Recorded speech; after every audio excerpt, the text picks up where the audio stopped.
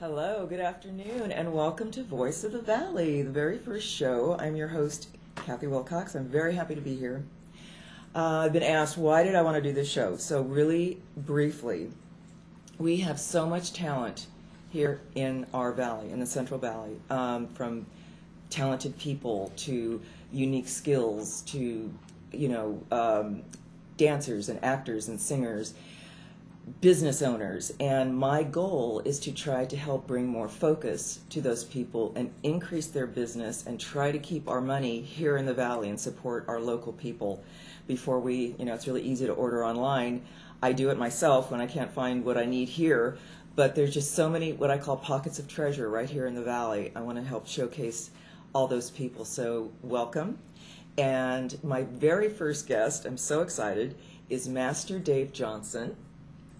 And his background would take the full half hour that we have scheduled, but let me just read briefly his part of his resume. He's the first in Central California Martial Arts Hall of Famer. Where is that, by the way? Well, the first one in '96 was in Connecticut. Oh, okay. Do they have one here in the valley? Hartford, Connecticut. No, there's not one in the valley. But from the valley, you were in the Martial Martial Arts. Arts. Okay, yeah, okay. Hartford, Connecticut. He was the first to professionally train and certify executive protection expert. Is that right? Experts.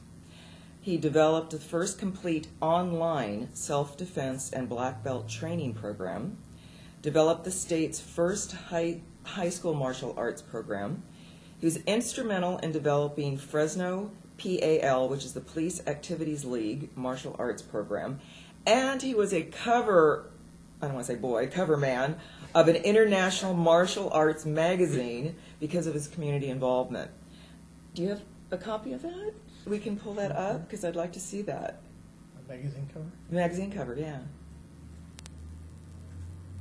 There it is. Wow, look at that. Back when I was really young. That is amazing.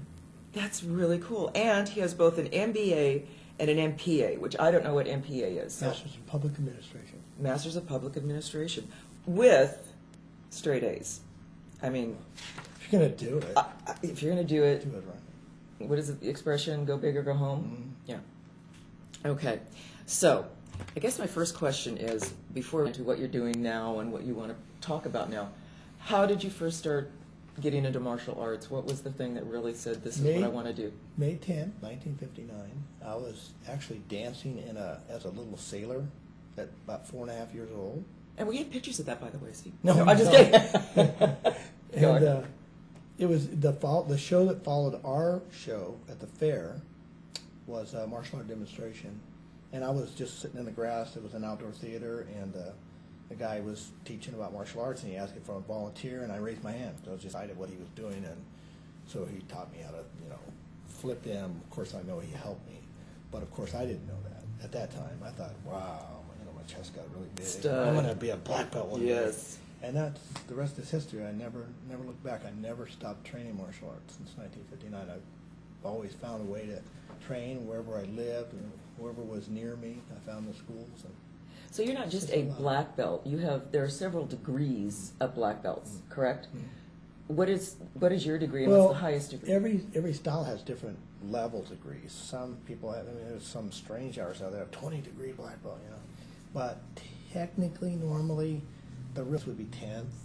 Mm-hmm. And the Korean arts, normally the 9th is normally the highest. 10th are for posthumously awarded sometimes, but there are Posthumously awarded. more of an honorary degree. I see. Someone that's been a 9th forever can be 10th. Or you're head of a system, for example, the Seido system that we formed years ago. I'd be a 10th in that. I'm a 10th in that. In Taekwondo, I'm a 7th degree black belt. In Hapkido, I'm a 4th degree black belt. So there's different degrees, but it's normally 10th is the highest. 9th is normally a grandmaster high level for most people. And you are a grandmaster. Mm-hmm. That's your latest. That's your official title. But okay, I know a little judo. I mean, I think I could pick out what judo is and karate, and kung fu. But you've said like Seido. What?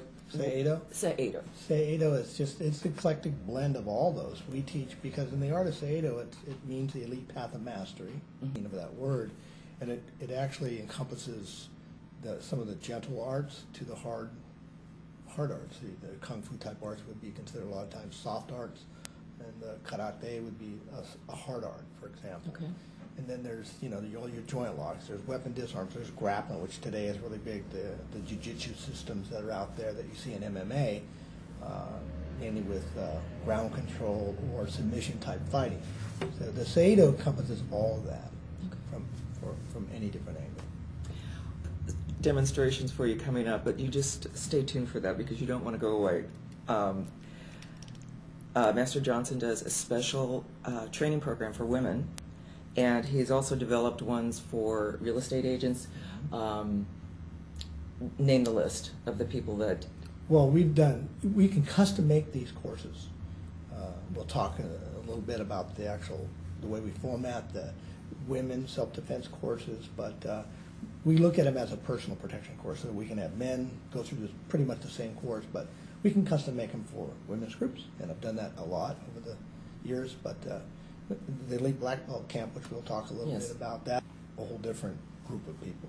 Well, let's talk about the Black Belt Camp. That's a whole different animal, and who's it for, and what do you want to accomplish with these camps? The Elite Black Belt Camp just came about, again, over the years of training and running schools and taking myself to seminars and taking myself to grandmasters and teachers. And I don't think a true martial artist should never stop learning. Mm-hmm. If they're done, there's something wrong there. Because there's so much to learn. In a lifetime, you cannot get it all, in my opinion. You got to continue the work. Well, we're all learning, hopefully, every day. And none of us, even involved in martial arts or not, we're all learning. Right? Well, exactly. And what I found was, over the years, the traditional martial arts schools, and they're great and they're needed. I think every child should be going to martial arts. It's just, I know it's biased of me, but I just see the results from their attention level to the respect of the adults and leaders in the community to self-discipline and self-esteem. There's so many great benefits to it. But outside of that, I found that traditional martial arts training in most systems are limited. In what way? Well, if you take a karate style or a taekwondo or so forth, they're maybe more focused on punching and kicking. You'll take another art that's more on throwing or joint locks. You'll take another art that really gears up the ground fighting skills. Then you have pieces of each one of those that might include within them weapon disarms, for example. So what I wanted to do is to develop a complete system. And I've worked on it for years and years and years. I have a law enforcement background and used to teach from that side of it too, and found some of the stuff there was good, but they were lacking stuff, and the regular commercial setting, the commercial schools were missing a lot of self-defense, realistic self-defense training. The kids knew really great forms. They looked really good in their stances. They did good things in competition. There's nothing wrong with that. But I could see that in the real world, on the real street out there, if they were attacked, very few of them would be able to defend themselves because they're not trained that way. They're not trained, and they don't rehearse that practice over and over. You have to train as if you would be in that situation. So it's really just like anything else, a sport or dancing or anything you want to become proficient at. You can't just learn it and hope that it's going to materialize when you need it. Right. And this is, it's kind of its own animal, because you're talking self-defense, self-preservation, life and death maybe, hopefully not, but maybe. So you have to really get close to the reality of it. You can't look really cool, and you can do really, really cool kicks and everything else, but if you haven't trained with someone attacking you while you're throwing your kick, or someone that's going to do something that's not planned, you're really not ready for reality. So the camps came out of that concept, that we have to develop a camp that really brings the rubber meets the road kind of thing. But really hitting you, we wear full face headgears and masks so you can really get hit in the face. You really get punched. Because in most courses or most martial arts schools, they'll punch at you, and you'll block and this and that. But I think this is just one of a million reasons, but you need to learn what it feels like to get hit in the head while you're defending yourself, because that may very well happen, and your vision gets blurry and your head moves. So you need to get used to reacting while you're getting hit, for example. Wow. So that's just one example. So the camp is developed on a basis of reality. So we really get reality. There is a gun pointed in your face. There is two people attacking you at once. what really happens in the real world. So that's what the camps are developed for, and they're developed for a higher level black belt, third, fourth degree, masters, people that work. I've had several people go through our camps that are U.S. Marshals, Secret Service, Air Marshals, SEALs, SWAT team members that go through these camps because they can always get better at their skills. I've always found that they've learned something new, and they could be very skilled, but they're going to learn something new. And it's not that I'm any better; it's just that I come up with a different approach. So even at that advanced level, there's still room to put it into real life world. Right. Exactly. And situations and scenarios. And that's kind of another way to look at it. There's great martial artists that come that I've trained with, and they're amazing when you see what they really know. But yet they still need that realistic training. There's very few places you can get it anywhere, really. I'm finding you can't really find it anywhere. That's why it's expanding. In Europe now, it's been in South America for 5 years, but now I'm in Europe now every year, so it just keeps expanding because there's nothing like this, what we do. Do you have anything like that? Do you offer it here in the Valley? Twice a year, we'll put an international camp on in the Valley. Okay. They sell out probably 3 months in advance. The dates, there's a date up right now that's going to be moved to May. Cause everything's in.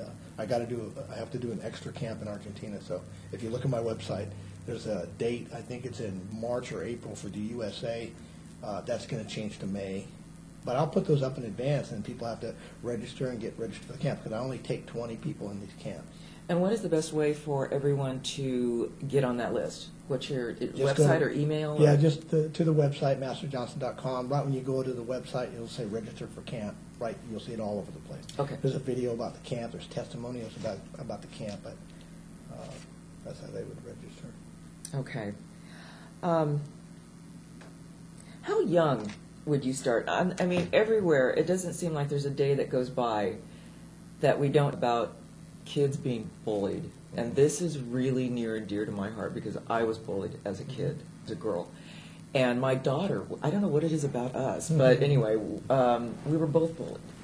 And it is devastating to grow up like that, to be afraid of going to school and just, you know, self-esteem goes out the window and your confidence and you feel like you don't have any friends. And, you know, I was in a position where I could talk to my parents because I was humiliated. I didn't want them to think that I was not liked, you know, and I had these problems going on. So how young would you start, and can you do like a family training and what to look for in your kids? What kind of signs do parents look for if their kids are having trouble and they can't open up to their parents?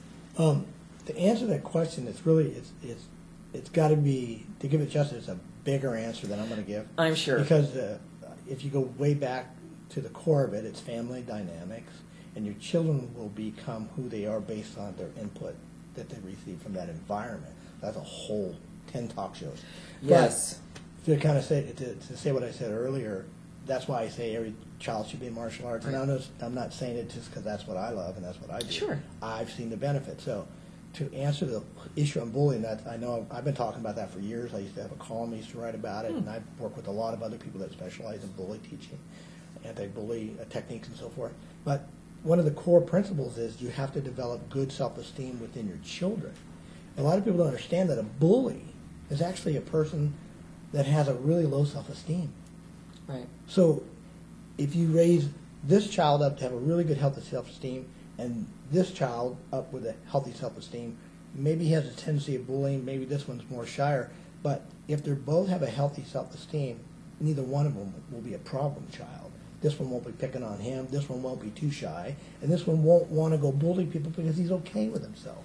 So it really starts in the home. Now, from a martial arts standpoint, yeah, then I'd say school, get them in a commercial school, get that environment of helping them build their self-esteem, like themselves. It'll give them a stronger presence. Bullies will usually pick on kids that have their head down. Oh, yeah. They can spot them. Oh, a mile away. Mm-hmm. It's like they have a big X on their forehead. Please bully me because I don't really think very much of myself, so I'm a good target for you. So you need to start with the kids as soon as you can, probably 3, 4 years old. Get them in that environment training if there's any way you can in a martial arts setting. Of course, check your schools out, by the way. Mm-hmm. Check your schools, check your instructors out. Ask a lot of people. Do some research. Google's amazing today because there's they're all bad, but there's always a few bad ones out there, as it is in every profession out there. So just be careful, because your children are very fragile. So you don't want to put them in a bad environment. Tell me about it. Unfortunately, there's so many bad parents raising kids. You know, the parents have low self-esteem. They don't have any self-esteem either. They have bad habits, and then it just is transferred to the poor child, and they have no tools because they didn't learn any. Yeah. And so Vicious cycle. It is a vicious cycle, and like I said, this is near and dear to me. I just wish there was zero tolerance for that kind of nonsense. I mean, it just, kids have to learn it from somewhere, and if it has to be a teacher, you know, God bless the teachers today, because they put up with a lot more than just handing out tests and grading, and they have to be psychologists and spiritual advisors. And you know, in the next segment, when we talk more about the women's self-defense, Yes. we'll touch a little bit on some of the control techniques we use for children that they should learn, so there's no punching and kicking. It's kind of a tricky little way to get around that. So we'll talk about that in a little bit. Well, okay, I was successful against one of my bullies, and it wasn't a good way. It was the only way I knew. Mm-hmm. I mean, she was in my face and hassling me, and I just hauled up and gave her a big old kick, you know? Which is great, but now we get the zero tolerance issue. And, Oh, that wouldn't have flown back, you know, today. Back in the day when I was in school, I mean, it stopped. And amazingly, she stopped, you know, getting in my face. It's funny how that worked. I had the same situation. I'm not a tall person, so you can imagine I was small, and I got picked on, but I was only picked on once every time. And when I had to deal with it the right way, they went, okay, they never dealt with me again, and I'd get someone else to do it every once in a while. So I had a few people pick on me when I was a freshman, for example, in high school. So I how, go through the thing. you were 10, did you say, when you started? I was 4.5. Oh, 4.5. Oh, my goodness. Okay, so you really knew how to handle it yourself. Yeah. From a very young age. But you know, when you really train and you know how to handle yourself, if you give it enough years, anybody, whether it's a woman, man, boy, or girl, kind of a magic thing happens. I tell them, you know, you develop a sense of confidence that's an air about you that you don't need to speak, you don't need to get in a karate stance. People sense it, just like a bully senses someone that's got a weaker self-esteem. They, I don't know why, I don't want to mess with that person. You're absolutely right. And just in everyday life, you meet people that just command a room. They'll walk in and they get the attention on them, and they don't say a word. They just walk in and they have this incredible presence. One of the beauties of martial art training, in a good environment, in a good school with a good instructor. Do you do any teaching in the schools around here? Not Any anymore. programs? A couple of years ago, I was doing an after-school program, and then funds, of course, cut that sure. out. It's too bad, but the economy's just cut out a lot of big programs, and I'm just not doing that. My schedule doesn't allow it anymore. I'm doing more of the elite blacks and then customized training groups of, like the women's groups and stuff like that, and that's all I can do anymore. It's too bad you don't have a personal assistant who can kind of, Oh. you know, take Be up that nice. mantle for you and go around to the different schools. And What do you do after the show? Are you available? Yeah, I am. Okay. I have nothing to do. Yeah, I am of the unemployed. I mean, and I'm doing this for mainly fun and to help businesses. But yeah, I'll do it. Perfect. They have an assistant. You need I need an assistant. How much time before we have to go to commercial? Because I didn't know if I had time to get into another. No, we need to go. Need to cut? Okay, well, stay right there. We'll be back. I want to hear a little bit more about the movie star that I have sitting here. He's done several movies, and then we'll get into women's defense, which is, of course, important to me. Okay? So we'll be back in a minute.